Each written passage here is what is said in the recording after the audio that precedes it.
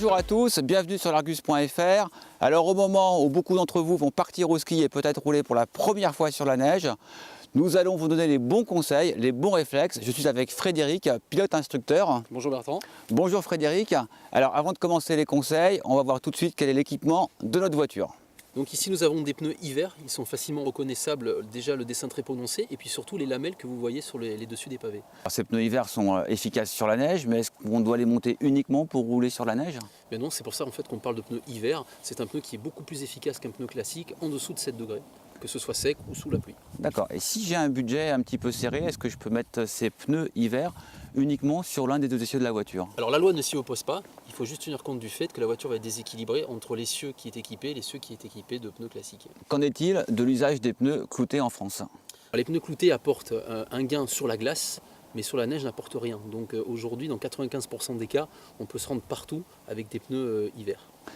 L'équipement le plus répandu, ce sont les chaînes, puisque nous roulons quasiment tous avec des pneus de route toute l'année. On arrive en montagne, on monte des chaînes. Est-ce qu'à quel moment il faut les installer sur le véhicule? Alors la loi est très claire à ce sujet, on n'a pas le droit d'être arrêté sur le bord de la route, c'est dangereux pour mettre ses chaînes. Il y a des aires de chaînage qui sont prévues en bas des dernières montées qui montent en station. C'est à ce moment-là, lorsque c'est un endroit sécurisé, qu'il faut mettre les chaînes. Merci Frédéric pour ces bons conseils. Maintenant, on va passer à la conduite, le plus important. Allons-y.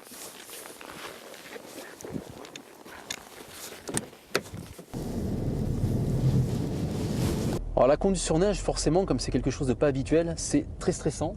On est forcément crispé, on ne sait pas trop ce qui va se passer, comment va réagir la voiture. La première chose à faire, c'est être détendu. C'est pas parce qu'on serre exagérément le volant que ça va mieux se passer. On va dire que la clé d'une conduite sûre, c'est de regarder loin, c'est d'anticiper.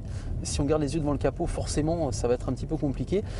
Au niveau des commandes, il va falloir agir avec douceur. Alors bien évidemment sur la direction, puisqu'on sait qu'on a très peu d'adhérence, donc plus on va brusquer l'auto, plus on va brusquer le volant, et plus on va mettre en contrainte les pneus, et donc créer ce qu'on appelle du sous-virage, le fait que la voiture ne veuille pas tourner. C'est la même chose au niveau des freins, justement. Si on est brutal avec la pédale de frein, l'ABS va tout de suite comprendre qu'il y a une situation d'urgence, et donc va entrer en action, et donc l'ABS qui entre en action va rallonger quelque peu les distances de freinage. Alors justement, cette distance de freinage, elle se rallonge de quelle distance à peu près par rapport à une route normale? Ça reste théorique, mais c'est plus ou moins le double par rapport à des conditions route sèche. Beaucoup de gens qui roulent dans des voitures à 4 roues motrices ou des 4x4 pensent qu'ils peuvent aller sur des routes enneigées avec des pneus de route.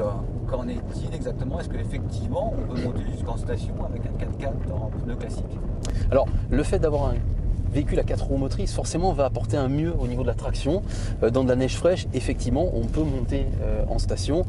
Il faut voir évidemment le type de montée, mais dans 90% des cas, on va pouvoir monter. Le souci va se passer dans la redescente, où là, avec l'inertie du véhicule, les 4 roues motrices ne vont pas être un gain substantiel, et le fait d'avoir du poids, eh bien, forcément au niveau des freinages et du pouvoir directionnel du véhicule, ça ne va pas être sécurisant. Merci Frédéric pour tous ces bons conseils. Je vous en prie. Évidemment, la prudence restera de mise, et je vous dis à bientôt sur l'Argus.fr.